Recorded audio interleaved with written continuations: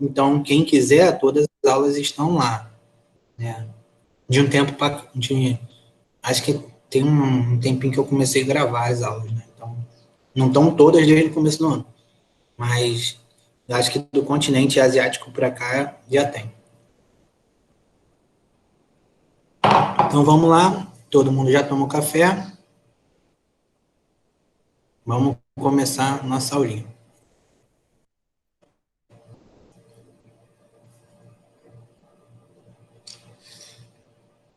Então, vamos lá.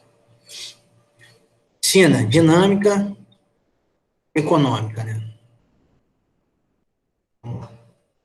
Potência econômica mundial. Nas últimas 4 décadas, a China vem apresentando um crescimento econômico acima de 6,5% ao ano, centrado na exportação de manufaturados. Manufaturados são produtos fabricados manualmente, né? Atualmente, é a segunda maior economia do mundo, atrás apenas dos Estados Unidos. Estima-se que por volta de 2026, né, daqui a 6 anos, a China irá se tornar a primeira economia mundial. E aí a gente tem a figura, tabela dos maiores PIBs, né, do mundo, que seria o produto interno bruto, tudo aquilo que o país produz, né? Então, ó, Estados Unidos, China, Japão, né, Alemanha, Reino Unido, França, Índia, Itália, Brasil, né, nós somos a 9ª economia do mundo, já fomos a 8ª, agora somos a 9ª, e Canadá. Nós estamos à frente do Canadá, né? Vamos lá. Aqui, vista Não de que isso diga muita coisa, né? Não é que diga muita coisa, mas economicamente, né? Então, ó, vista de Pequim, da China, e seu centro político, econômico, cultural, uma foto de 2016, uma foto bem recente, ó. Crescimento econômico chinês tem reflexos globais, mesmo com a desaceleração do crescimento do PIB nos últimos anos. A gente vai mostrar na figura 2, os índices chineses continuam superando as demais grandes economias do mundo. Hoje o PIB chinês representa aproximadamente 15% do PIB global. Então, todo o dinheiro do mundo que existe no mundo, que é produzido, 15% está na China. Então, e a China, o que acontece? Ela é um país muito populoso, né? Cerca de 2 bilhões de habitantes, então muita gente, é um país continental também muito grande. Apesar de ser um país montanhoso, né? A gente tem um documentário sobre essa ascensão da China, assim. Eu vou mandar a gente tem no grupo. lá, manda lá. A gente tem o Monte Everest lá, né? Lá no Nepal, então a gente, né, apesar de ser um país muito montanhoso, a população é muito grande, né? Então, quando você tem muita oferta de mão de obra, né, acaba se tornando mais barato, né? Então, muitas empresas migram para lá por conta disso. E aí a gente vê, ó, a variação do PIB da China, né? A gente viu que caiu de 11% para cerca aí de 6,5% em 2017, né? Em 7 anos. Próxima página.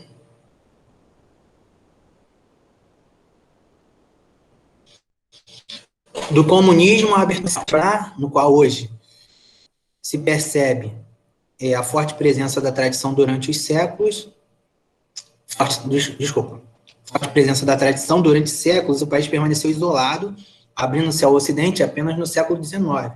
No início do século XX, passou por um sistema monárquico para o republicano e em 49 ocorreu no país, sob liderança de Mao Tse-tung, a chamada Revolução Comunista. O movimento obteve vitória e implantou o sistema socialista organizado em torno de um partido único. O Partido Comunista, chamado de PCC, que efetivamente detém o poder no país. Vamos lá. A era de Mao Tse-tung. Nos primeiros anos que seguiram a Revolução, os chineses contaram com o apoio soviético para empreender reformas no país. Até então, a China era um país essencialmente rural para promover o desenvolvimento. Mao Tse-tung organizou uma estratégia sustentada na coletivização do campo e na industrialização de base, siderurgia e metalurgia. Esse plano, conhecido como o Grande Salto para frente, foi implementado durante a segunda metade da década de 50. Ao contrário do esperado, o plano estatal não obteve êxito. Diante dos resultados negativos das estratégias governamentais, as relações da China com a União Soviética diplomático com Moscou. Mao Tse-tung, diante do fracasso, aliou-se a radicais do Partido Comunista da China e promoveu em 1966 a Revolução Cultural, para combater qualquer elemento ou pessoa que, segundo ele, fosse contrária ao comunismo.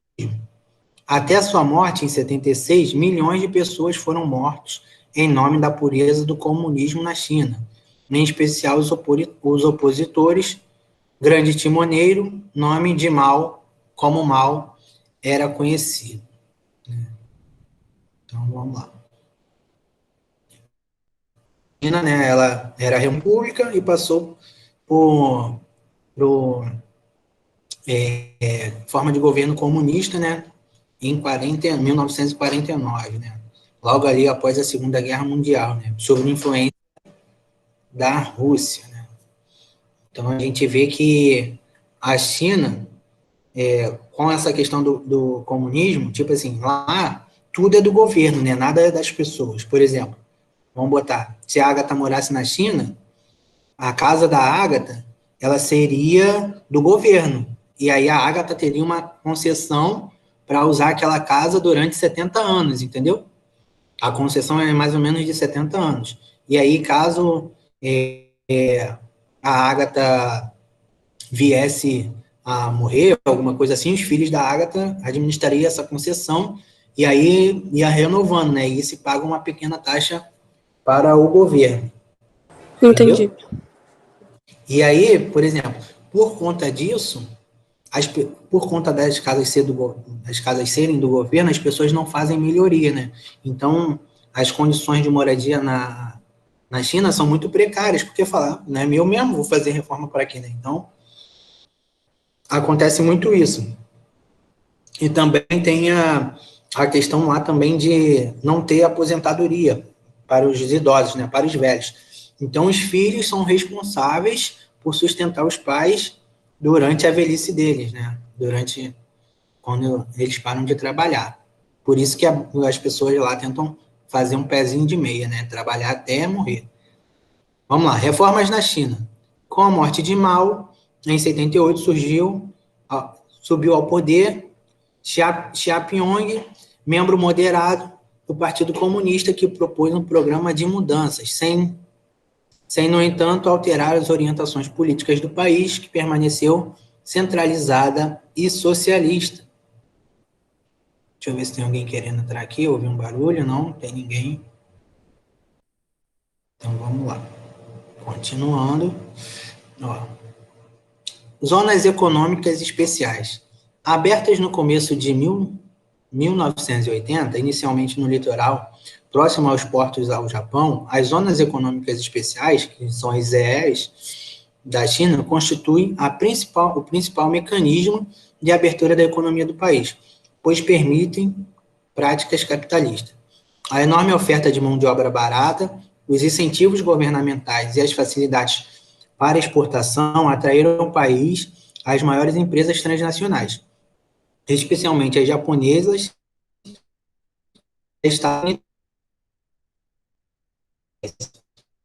que implantaram unidades fabris no território, abastecem muitos países, né? E aí a gente vê aqui uma foto do porto, né? Olha quantos containers, né, tem aqui. O que acontece? Porque o país ele dá isenções fiscais para grandes empresas, né? Por que os governos fazem isso? Para aumentar, né, o emprego, né, naquela região, diminuir, né, o desemprego nessas regiões. Então, não adianta nada você cobrar imposto e você não ter emprego para as pessoas, né? Então, o que eles fazem? Eles reduzem os impostos, né, dão isenções fiscais, e aí é implementada, né, aquela empresa naquele lugar, e aí gera emprego, e gerando emprego, você aumenta a economia, né? Você aumenta a população economicamente ativa. E aí você aquece a economia, né, e o país cresce, você aumenta o PIB do país. A Helena me mandou uma mensagem aqui.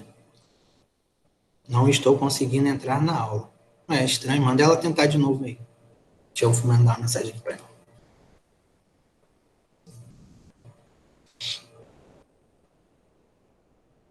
Vamos lá, continuando. A importância de Hong Kong, né? Hong Kong, antiga possessão inglesa, que voltou a ser território chinês em 1997, é uma região administrativa especial da China, né, que eles chamam de Hai, assim como Macau. Embora tenha grande autonomia no que diz respeito a questões administrativas, mantendo sua base econômica capitalista, nas áreas de relações exteriores e defesa militar, Hong Kong se submete à China. Essa forma de administração permanecerá inalterada pelo menos até 2047. Uma parte da China, né, foi ocupada pelos ingleses, né? Então essa parte ela se desenvolveu mais rápido, né? Nas questões industriais, né? Nas questões industriais, ela se desenvolveu mais rápido. Então parece que o resto do país ficou para trás e Hong Kong se desenvolveu, né? Então sempre tem essa briga dessa incorporação de novo de Hong Kong ao território chinês, né? E aí, em 1997, ela voltou, né, a fazer parte do território chinês, né? Não é um país independente, né? Mas Hong Kong luta por essa independência. Depois a gente vai ver no mapa, né? Por conta desse desenvolvimento, né? Eles, por conta de ser um sistema capitalista diferente do sistema chinês. E aí eles fizeram esse acordo até 2047, né?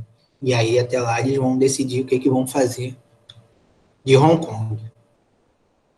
Vamos lá. Esse pequeno território se desenvolveu com livre comércio e serviu de modelo para as reais chinesas. Hoje um dos mais importantes centros urbanos da Ásia, a gente vai mostrar a foto aqui na figura 5, e financeiros do mundo, além de ter grande produção industrial, né? Então, aqui você vê uma foto de Hong Kong, né? Com os prédios, né? Arranha-céus aí, o transporte marítimo aqui também bem desenvolvido. Vamos lá. Interiorização do desenvolvimento.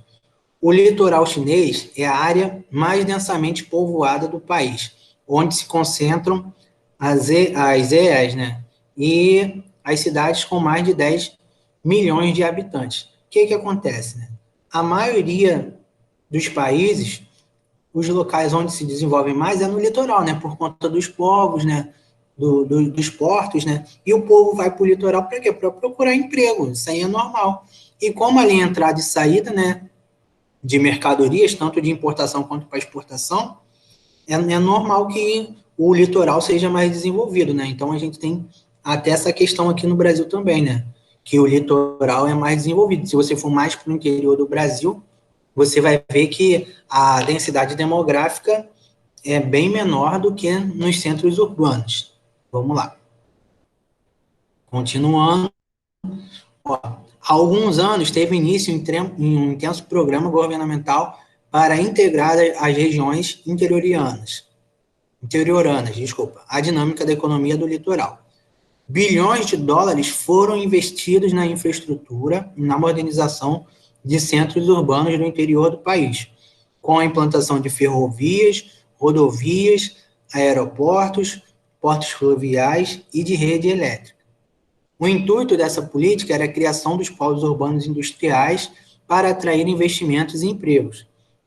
Para o sucesso dessa empreitada, o governo chinês forneceu subsídios, menos impostos, facilidades para aquisição de terrenos, além do crédito. As empresas que se dispunham a se deslocar para o centro e o oeste do país, a gente vai mostrar na figura 6, dessa forma, o governo procurou evitar também o crescente êxodo rural, fosse a zona costeira já com alta densidade populacional, né? Então, a gente vê aqui, ó, que a maioria da população da China, a maioria das cidades do litoral, ela tem mais de 10 bilhões de habitantes, né? E aí, o que eles fizeram, né? Tentaram dar isenções fiscais para que as empresas se estabelecessem, né? Ao oeste aqui, para poder tirar o excesso da população, né? Para que essa população dessas áreas não migrassem para cá, né? Aí aqui a gente vê, ó, Hong Kong, Xangai, né? São ó, Pequim, né? As principais cidades, né? Da China. Estou procurando aqui, cadê? Não estou achando onde começou a pandemia. Acho que não está aqui, não. Não está aparecendo, não. É Wuhan, né? O nome da cidade onde começou a pandemia. Não estou enxergando aqui, não. Deve estar escondido aí em algum lugar.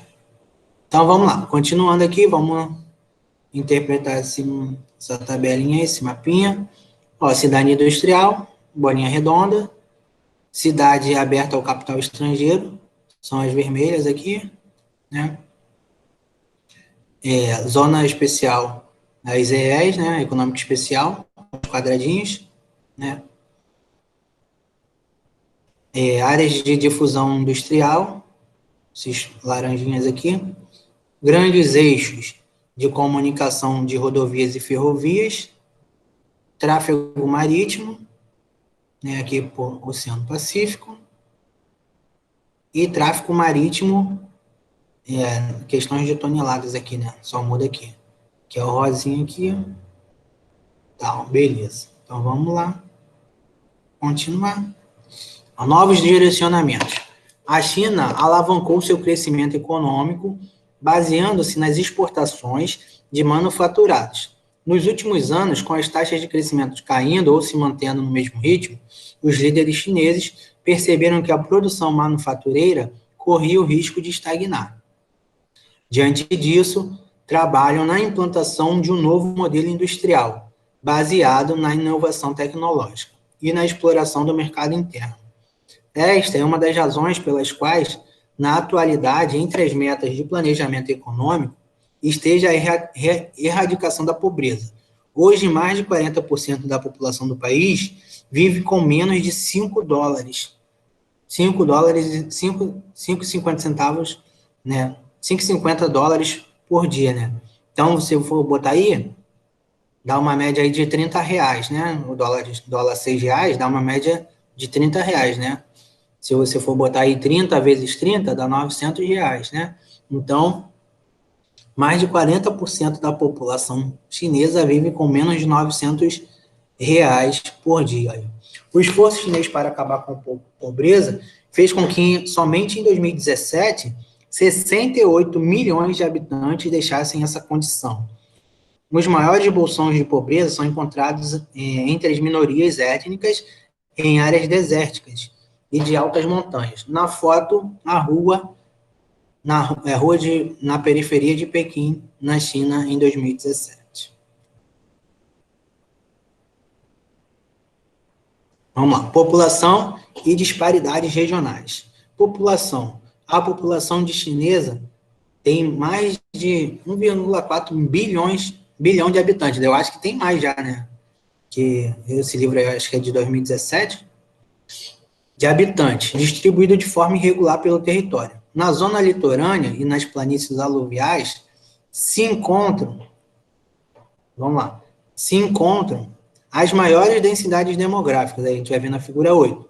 Em compensação, quase 2/3 do território chinês é formado por montanhas e áreas de deserto pouco habitadas. Então, basicamente, 1/3 só, né? 1/3 do país que são lugares habitáveis, né? Então, vamos lá. Dinâmicas demográficas. Em meados da década de 80, a população chinesa já era de 1 bilhão de habitantes. Diante desse número, o governo implantou a política do filho único, impondo a casais uma série de penalidades caso tivessem um segundo filho. A política de controle de natalidade atingiu seus objetivos nas áreas urbanas, onde foi amplamente divulgada. No entanto, nas áreas rurais, onde residia a maioria da população, não teve sucesso esperado, por diversas razões. Os idosos tinham nos filhos a garantia de serem cuidados e sustentados, e os filhos homens contribuíam para a renda familiar. Aquela situação que eu falei para vocês, que os idosos, na velhice, são cuidados pelos filhos. Além de ser difícil o acesso aos métodos anticoncepcionais. Contudo, o envelhecimento da população e o aumento da expectativa de vida, decorrentes da ampliação ao acesso à saúde e à informação nas últimas décadas, são uma realidade que o país enfrenta e que repercute em termos econômicos. Quando você tem uma população mais idosa, né, você não tem uma população que trabalhe, né, para fazer rodar a economia, né? Então, isso aí acaba gerando uma dificuldade econômica muito grande, né? Porque a maioria das pessoas já estão no final da vida, né? E não estão trabalhando, e aí isso gera mais custos para o governo. Por isso que o nosso país também fez a reforma da Previdência, né? Em 2013, atento à possível falta de população economicamente ativa, a PEA, para os próximos anos, o governo chinês flexibilizou a política do filho único, permitindo que os casais que tinham apenas um filho optassem por ter o segundo filho. Em 2016, essa medida foi estendida para todos os casais. Xangai localiza-se no litoral leste da China, é a cidade mais populosa do país. Em 2017, constava com quase 25 milhões de habitantes, né? Aqui no Rio de Janeiro, a gente tem cerca de 13 milhões de habitantes, né? Xangai tem quase o dobro da população do Rio de Janeiro. Pirâmide etária. As políticas de controle de natalidade, ao longo das últimas décadas, e o aumento da longevidade da população repercute na pirâmide da China, figura 9 e 10. A crescente entrada das mulheres no mercado de trabalho, a popularização dos métodos contraceptivos e a responsabilidade da criação dos filhos impedem o crescimento significativo das taxas de natalidade e ajudam a explicar por que a questão demográfica no país ainda é um desafio. Então, o que aconteceu? As mulheres começaram a trabalhar mais, né? Começaram a ter acesso aos métodos contraceptivos, né? E a responsabilidade de você ter um filho também, né? Reduziu a taxa de natalidade, né? Então, os chineses quase não estão tendo filho. Então, isso se tornou um desafio, porque a pirâmide, né, etária aqui acaba diminuindo a base dela, né? Acaba reduzindo aqui na sua base. Ó, a pirâmide etária chinesa, que em 2018, né? População em milhões, né? Então, mais ou menos 39 milhões de mulheres e cerca aí de 45 milhões de homens em 2018. Né? Olha, tem até uma galera aqui lá nos 100 anos de idade lá. Mas você vê aqui, ó, idosos, né? Se você for pegar aqui, ó, cerca aí, ó, aqui, ó, vamos botar aqui nos idosos, né, de 60 anos. Só de mulheres tem cerca aqui de 42 milhões de mulheres, né? E de homens aqui, vamos botar aqui, né? Também cerca de 42, quase 80 milhões de idosos, né? Então, aí se for somar essa galera daqui também, vai embora, dá quase 500 milhões de pessoas. Aí figura a pirâmide etária da China em 2050, né? Essa aqui é uma proporção que eles fizeram, né? Aí vocês veem aqui a redução, né? Aqui, ó, vamos botar aqui, ó. Botar a população mais ou menos economicamente ativa, né? Aqui, ó, de 20 a 24 anos, né? Aqui a gente tem em torno aqui de 30 milhões, de homens mais um pouquinho, né? Em torno de 38 milhões. Mas quando você pega aqui a de 2018, né? Olha aqui quanto que a gente tem, né? Quase 60 milhões de mulheres aqui, até passa um pouco, né? Então, a gente vê essa diferença aí. Vai reduzir quase pela metade a população, né, dos adultos que trabalham. Ó, diversidade étnica, né? Na China existem 56 grupos étnicos com predominância da etnia Han, que corresponde a mais de 90% da população do país. Em termos numéricos, os mais importantes entre a minoria étnica são o Zhuang, o Manchu e o Hui. Entretanto, devido às questões políticas e religiosas associadas a ele, o grupo tibetano é um dos mais conhecidos. Vocês lembram do filme Karate Kid? Lembram? Sim. Sim, né? O menino chamava aquele coroa, esqueci o nome dele, de Senhor Han, né? Não era Senhor Han? Acho Acho que que era. era. Né? Então, vamos lá. As manifestações culturais e os movimentos por independência ou soberania política por parte das minorias étnicas são reprimidos pelo Estado chinês. Os uigures, por exemplo, minoria muçulmana localizada na província de Xinjiang, no noroeste do país, enfrentam há anos a repressão por parte do governo, que procura moldar os hábitos e tradições desse povo de acordo com os seus interesses.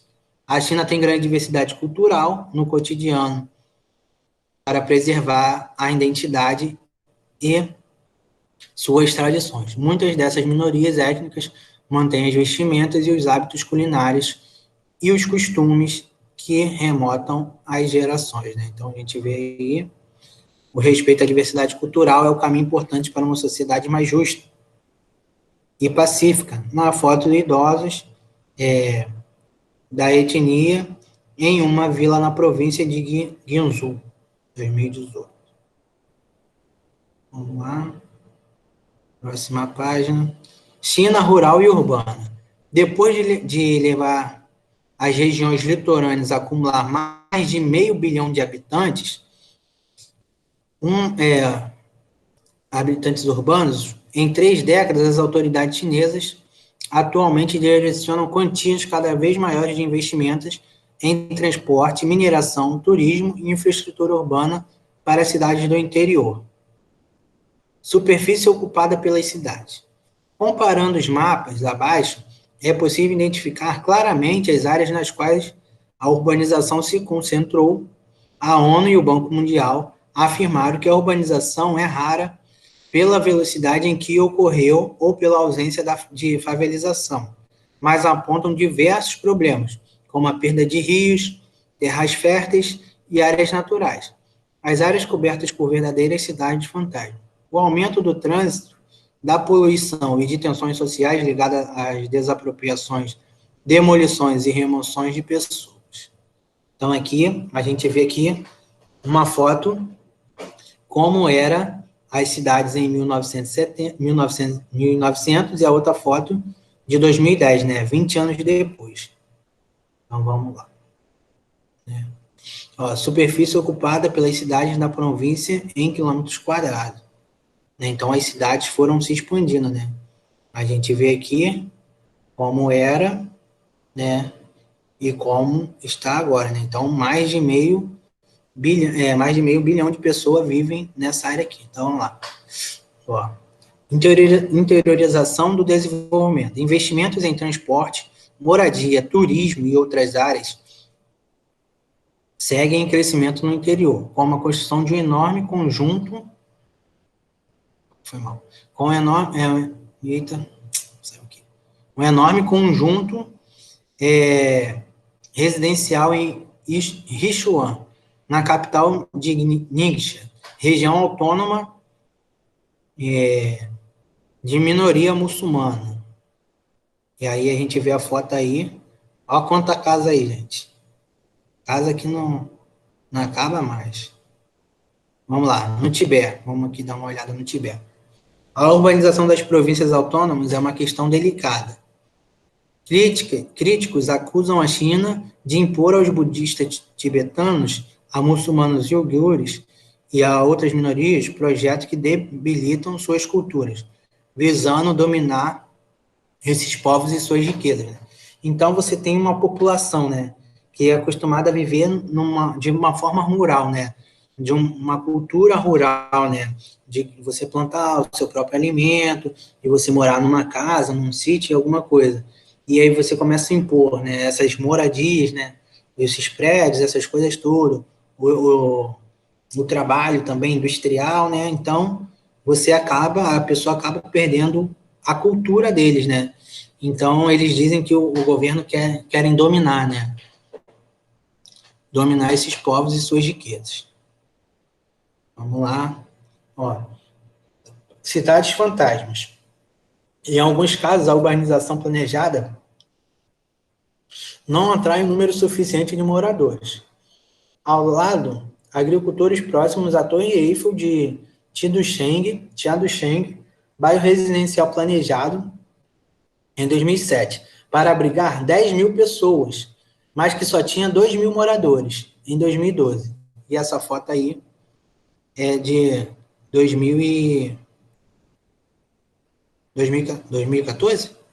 É, 2014. 2014. Vamos lá, próximo. Em Hong Kong.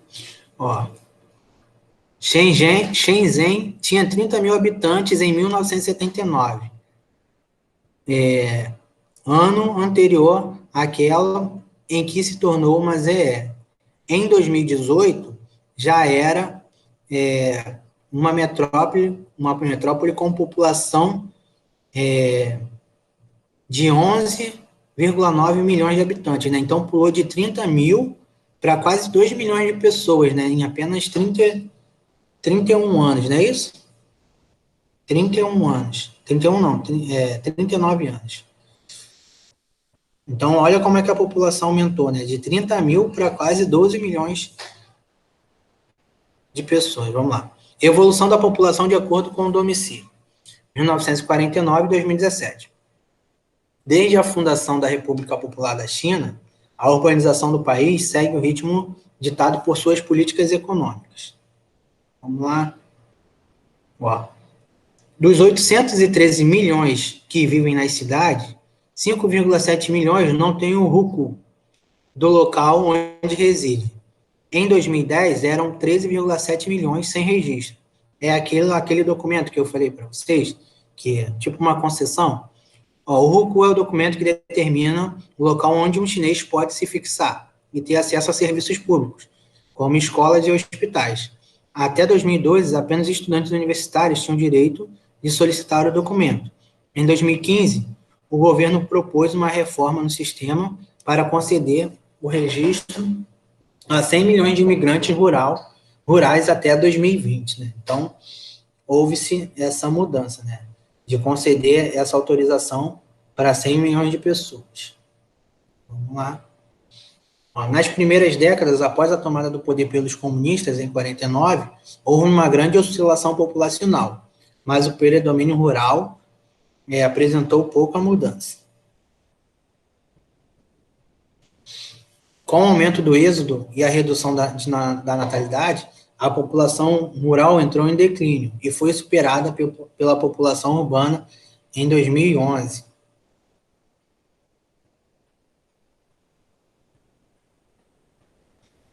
Em 78, as reformas econômicas criaram as ZEs, né? Zonas Econômicas Especiais. As cidades próximas ao litoral foram escolhidas para sediar as fábricas e receber obras públicas. Milhões de camponeses migraram para os centros urbanos. Em 2014, o governo anunciou um plano para reduzir a concentração urbana no litoral e aumentar a urbanização no interior. A previsão é de que até 2030 a urbanização ultrapasse 60%, com 5 milhões de chineses vivendo nas cidades. A gente tem um exemplo, né? Por exemplo, o professor Barroso, ele veio de uma cidade do interior né, para morar aqui no Rio, né, com os filhos dele, para dar uma melhor oportunidade para os filhos dele, né. Então, um exemplo de êxodo rural, né, não é um bom exemplo de êxodo rural, porque aqui na área urbana, né, a gente tem mais oportunidades, né, melhores cursos, melhores escolas, e por aí vai. Eu vou continuar, aí quando for 10h50 eu paro, aí a gente continua na próxima aula, na sexta-feira. Vamos lá. Energia e questões ambientais. Dependência dos combustíveis fósseis. A China é a maior produtora mundial de carvão mineral. Recursos energéticos que contribuiu para o acelerado crescimento econômico chinês, né? Então, a China produz aí cerca de 44,6% de todo o carvão mundial, né? Essa informação de 2016. O carvão é a base matriz energética do país, usado sobretudo nas indústrias siderúrgicas e nas antigas termoelétricas. Seu uso, no entanto, passou a ser questionado devido ao agravamento da poluição atmosférica e a emissão de grandes quantidades de CO2, apontado como um dos principais responsáveis pelo aquecimento global. Outro grave problema são as minas de carvão a céu aberto, exploradas diretamente pela população de maneira irregular. Sem receber tratamento adequado, o governo chinês vem combatendo a exploração dessas minas, com o fechamento de várias delas. A China também se destaca na produção de petróleo e gás natural. Em 2016, o país foi o sexto maior produtor mundial desses combustíveis fósseis. Entretanto, seu consumo é muito maior que sua capacidade de produção. O resultado é a dependência da importação, principalmente do petróleo do Oriente Médio e de gás natural da Rússia, o que torna a China mais vulnerável em termos estratégicos. Então, a tabela dos maiores emissores de CO2, né? Então, vamos lá. China em primeiro lugar, segundo Estados Unidos, Rússia, Japão, Alemanha, Irã, Arábia Saudita, Coreia do Sul e o resto do mundo, né? O Brasil não está nessa lista porque a maioria da produção da energia do Brasil, né, é de hidrelétrica, né? Não é uma energia tão limpa, mas é considerada uma das melhores formas de produção de energia, né? Porque só usa a força da água. Então, por isso que o Brasil não está dentro dessa tabela. Vamos lá. Figura 12, a China, fontes de energias usadas na produção de energia elétrica, né? Então, vamos lá. Primeiro, eles usam carvão. Segundo, petróleo, gás natural, energia nuclear, hidrelétrica, biocombustível, biomassa e geotérmica, solar e eólica, né? Então, o principal, 66% da energia da China, vem do carvão. Vamos lá, poluição na China. A China se depara atualmente com sérios problemas ambientais decorrentes da população. Segundo o EPI, ranking bienal elaborado por uma equipe de especialistas da Universidade Estadunidense, em 2018, a China foi classificada ficou na colocação em 120, que eu não sei falar isso aí, centésimo, não sei o que, 20º lugar, sei lá se é assim que se fala, em um lugar na lista de 178 países com pior qualidade do ar. As águas dos rios e lagos também são afetadas pela poluição. Contaminação das águas. Há anos, a contaminação das águas vem sendo apontada como um dos mais graves problemas ambientais e de saúde da China. Com base em informações de 2016 do Ministério da Proteção Ambiental do país, 32,9% da água disponível era segura apenas para ser usada em processos industriais, ou seja, se encontrava imprópria para o consumo humano. E 47,3% não poderia ser utilizada nem para este fim, dada a gravidade da contaminação, né? Então, se você for pegar aí, cerca aí de 80% da água da China não é passível de consumo humano, né? Os produtos químicos lançados nos rios e lagos constituem a principal fonte de contaminação, pois atingem os reservatórios subterrâneos. A gente vai ver a figura 13. Muitos desses produtos são tóxicos e nocivos à saúde humana. Cerca de 80% da água subterrânea da China se encontra contaminada por produtos químicos, tais como manganês, flúor e triazóis, que são compostos usados em herbicidas, né? Que é para evitar aí... É agrotóxico, né? Que é para evitar aí a devastação das plantações. Diante da gravidade da situação, as autoridades chinesas pretendem investir maciçamente na limpeza dos rios e fontes de água potável nos próximos anos, aprimorando as leis ambientais, intensificando a fiscalização. E aí a gente vê uma foto, né, da poluição em um dos rios chineses. Poluição atmosférica. Em virtude do alto consumo de combustíveis fósseis em indústrias e termoelétricas e do aumento considerável do número de veículos automotores que circulam pelas populosas cidades chinesas, a poluição atmosférica se agravou no país. As cidades mais afetadas pela neblina poluente são as que concentram indústrias de carvão e de ferro. A gente vai ver na figura 14. O Brasil até exporta bastante ferro lá para a China. Em 2016, a poluição do ar atingiu níveis consideráveis, alarmantes e perigosos para a saúde humana, em 22 cidades chinesas, né, incluindo a capital Pequim.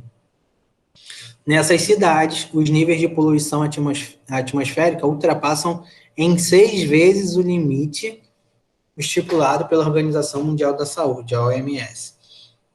Devido à altíssima concentração de material particular no ar e algumas ocasiões, a população foi aconselhada a permanecer em casa e os que saíam às ruas precisavam usar máscara de proteção e enfrentavam baixa visibilidade por causa da espessa névoa provocada pela poluição que encobria o céu e o sol, né? Então, a gente vê aí né?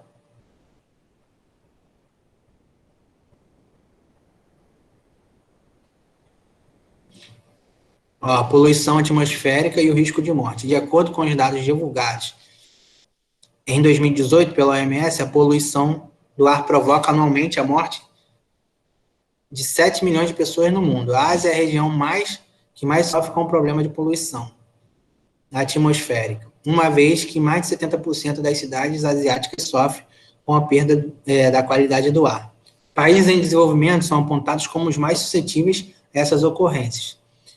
Delhi, Mumbai, na Índia, e Pequim, na China, são reconhecidos como algumas das megacidades mais poluídas do mundo. Até 2050, estima-se que a poluição atmosférica será a principal causa de mortes prematuras por câncer de pulmão no mundo. Caramba, temos que nos cuidar. Solução para a poluição. Durante muito tempo, o governo chinês priorizou o crescimento econômico em detrimento da preservação do meio ambiente. Contudo, diante dos altos níveis de poluição nas cidades chinesas, suas autoridades têm buscado aplicar uma série de medidas para reverter esse cenário. Então, a gente vê que a galera da China, da Ásia, já usa máscara há muito tempo, né?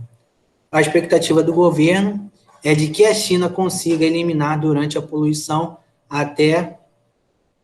eliminar grande parte da poluição. Até 2030, o consumo de carvão no país deverá cair em 46%, o uso de energia limpa deverá aumentar, o consumo de carvão no país deverá aumentar na mesma proporção.